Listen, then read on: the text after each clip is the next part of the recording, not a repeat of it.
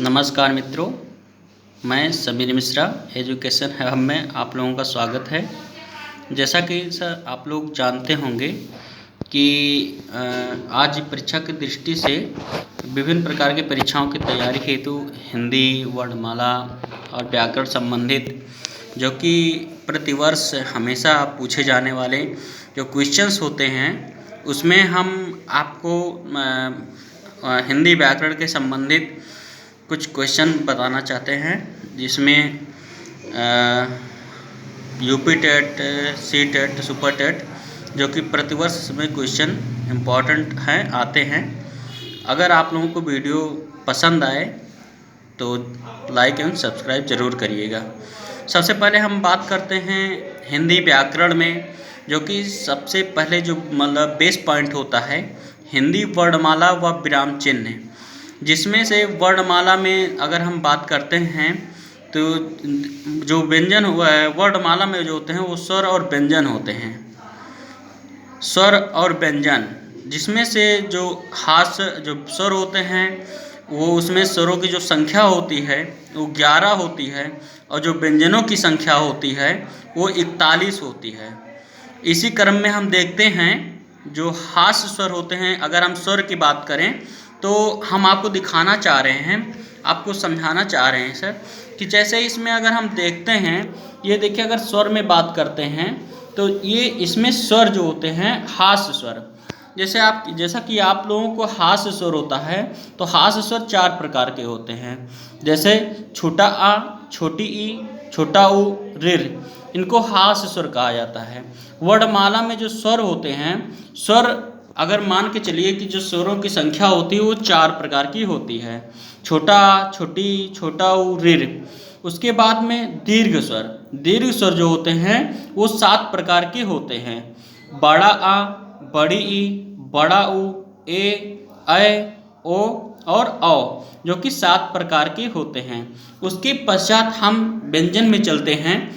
अगर व्यंजनों की बात करें हम तो जो कवर्ग से लेकर पवर्ग तक, यानी कवर्ग होते हैं स्पर्श व्यंजन के अंतर्गत आते हैं। कवर्ग आता है आपका, कवर्ग आता है कवर्ग, जिसे हम कु, चू, टू, तूपू के नाम से जानते हैं। कवर्ग, चवर्ग, टवर्ग, तवर्ग, पवर्ग, यानी स्पर्श जो व्यंजन होते हैं इन वर्गों को मिलाकर कुल मिला के कवर्ग से लेकर कवर्ग, चवर्ग, टवर्ग, तवर्ग और पवर्ग, ये टोटल मिला के 25 स्पर्श व्यंजन होते हैं। तथा उसमें ड और ढा मिलाकर जो स्पर्श व्यंजनों की संख्या होती है वो आपको 27 हो जाती है।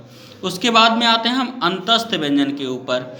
अंतस्थ व्यंजन आपका होता है वो 4 प्रकार का होता है। या, रा, ला, वा, यानी जो व्यंजनों का जो एक और क्रम होता है वो अंतस्थ व्यंजन के नाम से जानते हैं। उसके बाद में फिर हम बात करते हैं आपको ऊष्व व्यंजन, जो कि बहुत ही ज़्यादा मतलब आपको यूपी टेट, सी टेट की मतलब मद्देनजर रखते हुए जो कि बहुत ही ज़्यादा इसमें पूछा जाता है, इससे क्वेश्चन आते हैं। तो अगर हम ऊष्व व्यंजन की बात करते हैं तो शा, सा, छोटा सा और हा, जो ऊष्म व्यंजन होते हैं वो 4 प्रकार के होते हैं। शा, सा और हा। फिर उसके बाद में हम आते हैं आगत व्यंजन। जो आगत व्यंजन होते हैं वो 2 प्रकार के होते हैं, जा और फा।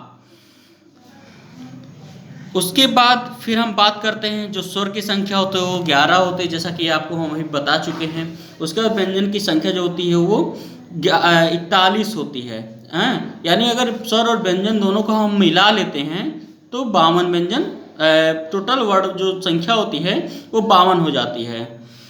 अब हम बात करते हैं आपके जो हिंदी वर्णमाला में होते हैं वो कुल मिलाकर सीधे 33 मूल व्यंजन हैं और इसके अतिरिक्त 2 उत्क्षिप्त व्यंजन हैं और 2 अयोगवाह हैं, 4 संयुक्ताक्षर व्यंजन हैं और उसके बाद में इनमें 11 मूल स्वरों को मिला देने पर हिंदी वर्णमाला में कुल 52 वर्ण हो जाते हैं।